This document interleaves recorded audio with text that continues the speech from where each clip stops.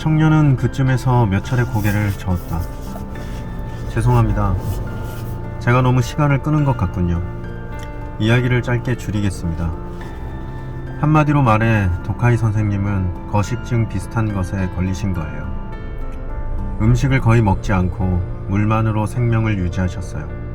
아니, 정확하게는 거식증도 아닙니다. 아시다시피 거식증 환자는 대부분 젊은 여자예요. 미용을 위해 살을 뺄 목적으로 식사량을 줄이고 그러다가 몸무게를 줄이는 것 자체가 목적이 되면서 아무것도 입에 댈 수 없게 되죠. 극단적으로 말해 몸무게를 제로로 만드는 게 그녀들의 이상입니다. 그러니 중년 남자가 거식증에 걸리는 경우는 거의 없습니다. 하지만 도카이 선생님의 경우에는 증상만으로 따지면 명백히 거식증이었어요. 물론 선생님이 미용을 위해 그러셨던 건 아니죠. 제 생각에 선생님이 식사를 하지 않게 된 것은 정말 말 그대로 음식이 목으로 넘어가지 않았기 때문입니다. 상사병? 나는 말했다. 네, 그 비슷한 겁니다. 고토 청년은 말했다. 어쩌면 스스로 제로에 가까워지고 싶다는 바람도 있었던 것 같아요. 선생님은 자신을 무로 만들어 버리고 싶었던 거예요. 그렇지 않고서야 굶주림의 고통이란 평범한 사람이 도저히 견뎌낼 수 있는 게 아니니까요. 자기 몸이 제로에 근접해가는 기쁨이 그 고통을 이겨버린 건지도 모릅니다. 거식증에 걸린 젊은 여자가 몸무게를 줄여가면서 느끼는 것과 똑같이 나는 도카이가 침대에 누워 외골의 연심을 끌어안고 미라처럼 여유어가는 모습을 상상해보았다. 하지만 명랑하고 건강하고 미식가의 멋쟁이였던 도카이의 모습밖에 떠올릴 수 없었다. 의사가 영양주사를 놓고 간호사를 불러 링거 준비도 했습니다. 하지만 영양주사라야 큰 효과는 기대하기 어렵고 링거도 본인이 마음만 먹으면 얼마든지 빼버릴 수 있어요. 제가 24시간 베갯머리에 붙어 있을 수도 없고요. 억지로 뭘 먹이려 해도 뱉어내시기만 했어요. 입원시키려 해도 본인이 거부하는데 강제로 끌고 갈 수는 없는 노릇이죠.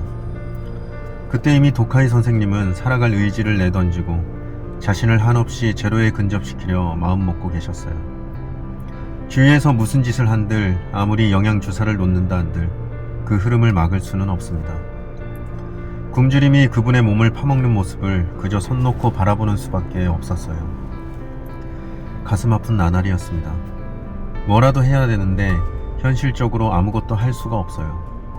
선생님이 고통을 거의 느끼지 않는 듯 하다는 게 유일한 위안이었죠. 적어도 그 기간 동안 그분 표정에서 고통스러운 기색을 본 적은 없습니다. 저는 날마다 선생님 댁에 가서 우편물을 체크하고 청소를 하고 침대에 누워 계신 선생님 옆에 앉아 이런저런 말을 건넸어요. 업무 보고도 하고 세상 돌아가는 얘기도 하고. 하지만 선생님은 끝내 한마디도 하지 않으셨어요. 반응 비슷한 것도 없었죠. 의식이 있는지 없는지조차 모를 정도였습니다. 그저 침묵을 지키며 표정 없는 큰 눈으로 제 얼굴을 응시할 뿐이었죠. 그 눈은 신기할 정도로 맑았어요. 그 너머까지 비쳐 보일 것처럼. 그 여자와 무슨 일이 있었던 겁니까? 나는 물었다. 남편과 아이가 있는 여자와 상당히 깊이 사귀고 있다는 얘기를 본인에게서 들었습니다만. 그렇습니다. 선생님은 꽤 오래전부터 그 여자와 진심으로 정말 진지하게 만나셨어요. 여느 때처럼 가볍고 부담 없이 만나는 그런 관계와는 달랐죠. 그러다가 그 여자와의 사이에 뭔가 심각한 문제가 생겼던 것 같아요. 그리고 그 때문에 선생님은 살아갈 의지를 잃어버리셨고요. 저는 그 여자 집에 전화를 해보았습니다. 여자 대신 남편이 전화를 받았어요. 클리닉 예약건으로 부인과 통화하고 싶다고 말했더니 아내는 이제 집에 없다고 대답했어요. 어디로 전화하면 부인과 통화할 수 있을지 물었는데 그런 건 나도 모른다며 매몰차게 전화를 끊어버리더군요. 그는 다시 잠깐 입을 다물었다. 그러고는 말했다. 긴 이야기를 짧게 줄이자면 그 뒤에 제가 가까스로 여자의 소재지를 알아냈습니다. 그녀는 남편과 아이를 두고 집을 나가 다른 남자와 살고 있었어요. 나는 일순 할 말을 잃었다. 처음에는 무슨 얘기인지 파악하지 못했다. 잠시 후 물었다. 그러니까 남편도 도카이 씨도 그 여자에게 차였다는 건가요? 간단히 말하면 그런 얘기죠. 청년은 거북한 기색으로 말했다. 그리고 가볍게 얼굴을 찌푸렸다. 그 여자에게는 제3의 남자가 있었어요. 자세한 내막은 모르겠지만 아무래도 연하 같더군요. 어디까지나 제 개인적인 의견이지만 그다지 칭찬받을 만한 부류의 남자는 아닌 것 같았습니다. 그런 남자와 사랑의 도피라도 하듯 집을 뛰쳐나간 거예요. 도카이 선생님은 말하자면 편리한 징검다리 같은 존재였던 셈이죠. 그 여자에게 실컷 이용당하신 것 같아요. 선생님이 그 여자에게 상당한 액수의 돈을 쏟아부은 흔적이 있어요. 은행 예금과 신용카드 결제 내역을 확인해보니 큰돈이 몹시 부자연스럽게 흘러나간 적이 있더군요. 아마 비싼 선물을 사기 위해 쓰신 돈이 아닐까 합니다. 어쩌면 그 여자가 돈을 빌려달라고 했을 수도 있고요. 용도에 대해서는 명확한 증거가 남아있지 않아서 자세히 밝혀낼 수 없지만 아무튼 단기간에 거액이 빠져나간 것은 사실입니다. 나는 무거운 한숨을 내쉬었다. 보통 일이 아니었겠군요. 청년은 고개를 끄덕였다. 이를테면 그 여자가 아무래도 남편과 아이를 떠날 수가 없다. 그러니 당신과의 관계를 이만 끝내야겠다면서 선생님을 잘라냈다면 그나마 견딜 수 있었겠죠. 전에 없이 진심으로 사랑한 상대니까 물론 크게 낙담하셨겠지만 스스로를 죽음으로 몰아붙이는 일까지는 없었을 겁니다. 이해할 만한 상황이었다면 아무리 깊은 나락에 떨어졌어도 언젠가 다시 헤쳐나오셨을 거예요. 하지만 또 다른 남자가 있었다는 건, 그리고 자신이 보기 좋게 이용당했다는 건 너무도 큰 타격이었던 것 같습니다. 나는 말없이 이야기를 듣고 있었다. 돌아가실 때 선생님 몸무게는 30kg 중반까지 떨어졌어요. 청년은 말했다. 평소에는 70kg이 넘던 분이니까 반 넘게 줄어든 셈이지요. 썰물이 진 바닷가의 바위들처럼 갈비뼈가 앙상하게 드러났어요. 차마 마주볼 수 없는 모습이었죠. 옛날 기록 영화에서 보았던 나치 강제 수용소에서 막 구출된 유대인 수용자의 바짝 여인 모습이 머릿속에 떠오르더군요. 강제 수용소. 그렇다. 그는 어떤 의미에서는 정확한 예견을 했던 것이다. 나는 대체 무엇인가? 요즘 자주 그런 생각을 합니다. 청년은 말했다. 의학적으로 말해 직접적인 사인은 심장 기능 상실이었습니다. 심장이 혈액을 내보낼 힘을 잃은 거예요. 하지만 제 생각에 그건 사랑하는 마음이 불러온 죽음입니다. 말 그대로 상사병이죠. 저는 몇 번이나 그 여자에게 전화해서 사정을 설명하고 부탁했습니다. 엎드려 빌다시피 애원했어요. 딱 한 번이라도 좋으니, 아주 잠깐만이라도 좋으니 도카이 씨를 만나러 와달라고. 이대로 두면 선생님 생명이 위험하다고 하지만 그녀는 오지 않았어요. 물론 그 여자가 눈앞에 나타났다고 해서 선생님이 돌아가시지 않았으리라고는 말할 수 없습니다. 선생님은 이미 죽기를 각오하고 계셨어요. 하지만 그랬더라면 어쩌면 기적 같은 일이 일어났을지도 모르죠. 혹은 선생님이 좀 더 마음 편히 눈을 감으셨을 수도 있고요. 아니면 그녀가 나타난 탓에 혼란만 가중되고 그래서 선생님의 심기를 공연히 더 괴롭히는 일이 되었을까요? 거기까지는 저도 잘 모르겠습니다. 솔직히 말씀드려서 이 일련의 일은 제가 알 수 없는 것 투성이에요. 하지만 딱 한 가지 아는 게 있습니다. 사랑 때문에 음식을 넘기지 못하게 되어 급기야 목숨까지 잃은 사람은 이 세상에 선생님밖에 없다는 것입니다. 그렇지 않을까요? 나는 동의했다. 아닌 게 아니라 그런 이야기는 달리 들어본 적이 없다. 그런 의미에서 도카이 씨는 분명 특별한 사람이었던 것이리라. 내가 그렇게 말하자 고토 청년은 두 손으로 얼굴을 가리고 한참 동안 소리 없이 울었다. 그는 도카이 의사를 진심으로 좋아했던 것이다. 위로해주고 싶었지만 실제로 내가 할 수 있는 일은 아무것도 없었다. 잠시 뒤 그는 울음을 그치며 바지 호주머니에서 새하얀 손수건을 꺼내 눈물을 닦았다. 죄송합니다. 한심한 꼴을 보여드렸네요. 누군가를 위해 우는 것은 한심한 일이 아니라고 나는 말했다. 특히 세상을 떠난 소중한 사람을 위해서라면 고토 청년은 내게 감사 인사를 건넸다. 고맙습니다. 그렇게 말씀해 주시니 조금은 마음이 풀립니다. 그는 테이블 아래에서 스쿼시 라켓 케이스를 꺼내 내밀었다. 케이스 안에는 블랙라이트 신제품이 들어있었다. 고급품이다.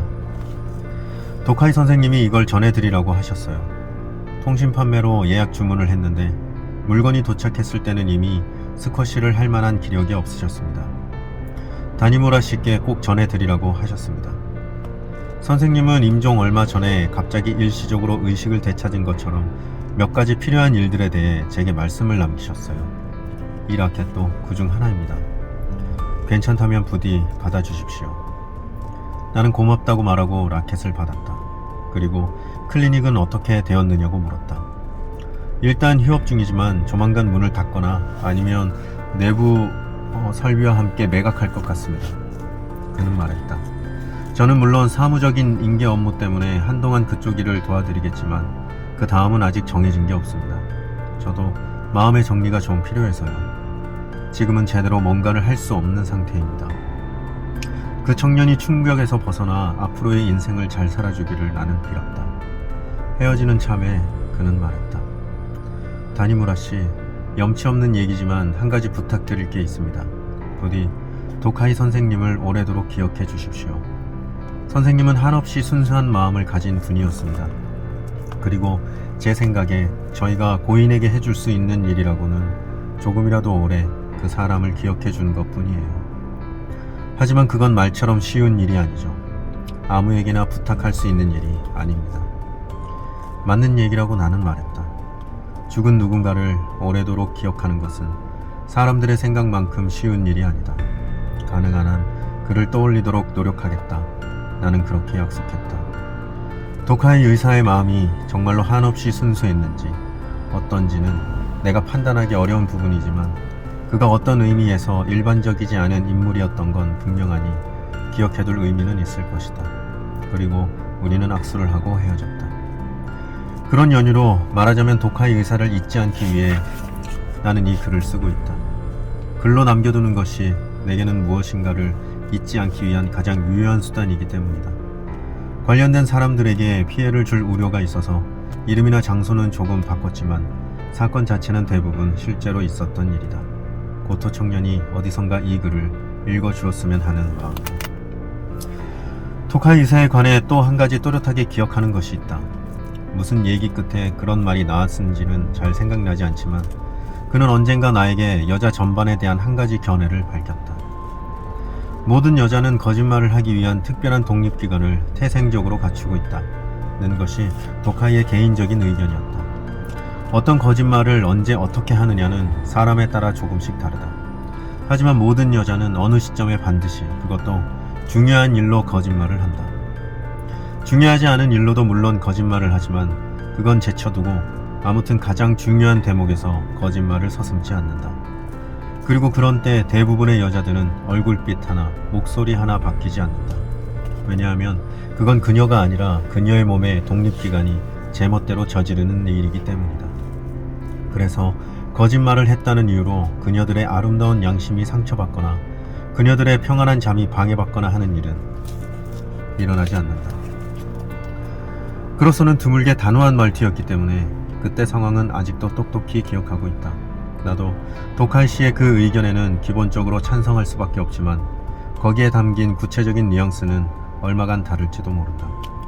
아마 그와 나는 각자 다른 등반 루트를 타고 그다지 달갑지 않은 동일한 산꼭대기에 가 닿았다는 얘기가 될 것이다.